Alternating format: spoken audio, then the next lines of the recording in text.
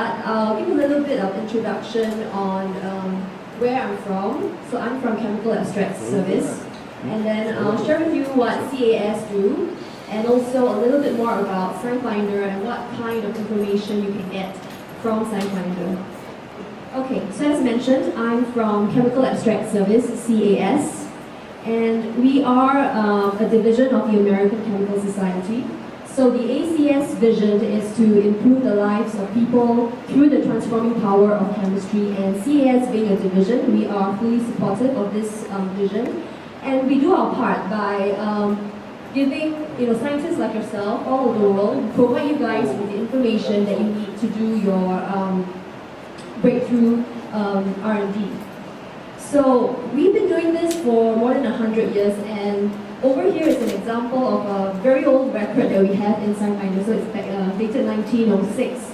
And what we do is important because there is so much information in the internet, in the scientific community that's being published every day. It's impossible for any one person to be able to keep track of everything. So CAS has taken on this responsibility, taken on this role.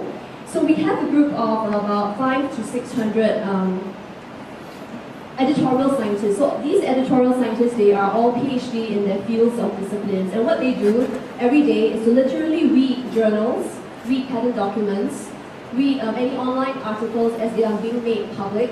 So they read it and then they understand the science that's being described in it and do the proper indexing so that when you do your searches in SciFinder, you can pull back the most relevant and precise results. And this is what kind of differentiates us from a typical search engine, say for example Google.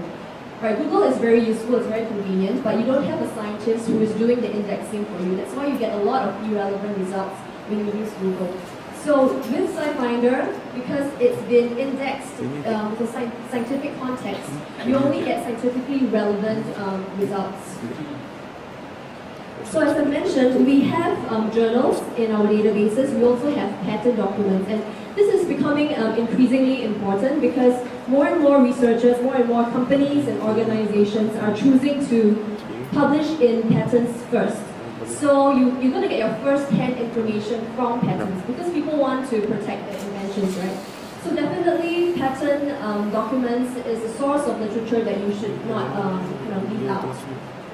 So with SciFinder, you'll be able to access both types of information. And we have our journals from a lot of the premier publishers. So obviously ACS is one of them. And we also have journals from Elsevier, Wiley, Taylor and Francis, etc., etc. So we cover more than 12,000 journal titles in our database. So you can take it as a one-stop shop. You search in one place and you get information from a wide spectrum of publishers and different sources of information. Okay, so this is the interface for the analytical researchers. So I'm just going to do some quick searches. So you can type in your keyword as how you normally do, but you could also quickly say if you're interested in maybe water analysis. Okay, we have kind of suggested some broad method categories that you can quickly go into. So for example, water analysis, and then maybe water sludge analysis. Did everyone manage to log on to methods now? Okay, yeah. And then on the left-hand side, there are some options for you to limit your results. So for example, maybe I'm interested in answers or methods where the analyte is copper or maybe lead.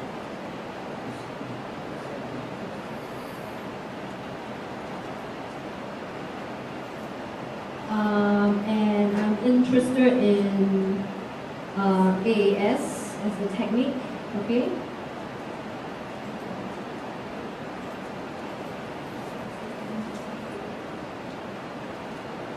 So now the 512 answers here would be on methods where you can analyze copper and lead using AAS. So you might wonder why this says analysis of iron, right? Okay, so that's because sometimes in one paper, they do the analysis on a couple of analytes. So when CAS, when they kind of do the indexing for these methods, they have rewritten the original title. So this is not the original title, right? The original title is over here. Study on determination of blah, blah, blah, blah, blah. Okay, the reason why they have rewritten it is because we want you to be able to glance at this and you know immediately what this method is about. So all the answers here are written in the format of analysis of an analyte, okay, followed by the metrics. In this case, it's river waters. Then followed by the technique, which is plain AS. So once you see this, you know it's river waters by AS. But the reason why it's ironed here is because we can't put every single analyte in. So you want to confirm that you've got the right result. You just check in this section. It says here copper. So that's why this was put back as a match. Okay. And similarly as before, if you click onto the title, it will bring you into the detailed page. And again, over here we give you the materials that's used. We give you the CAS registry number. You can even view the structure. And this is the document source. So this is the full text if you need to refer to. And we have the abstract. So the interesting part, or the useful part is here, right? We have the entire protocol inside methods now. So we even tell you what equipment has been used, how the sample was prepared, and basically everything, the digestion procedure, blah, blah, blah. And then we have the validation data as well. So this is really handy.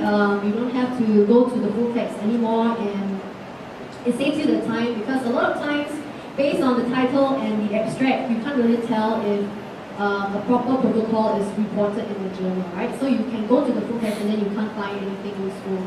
So whatever you find in methods now, it's guaranteed a protocol that you can use. Okay? So if I go back to the original result page, we also allow you to place methods side by side to do comparison. So sometimes this might be useful. You are evaluating multiple methodologies and trying to figure out which is the most efficient, or for example. So you can always add to compare. So I'm just going to pick 3 randomly, okay? And then click onto this.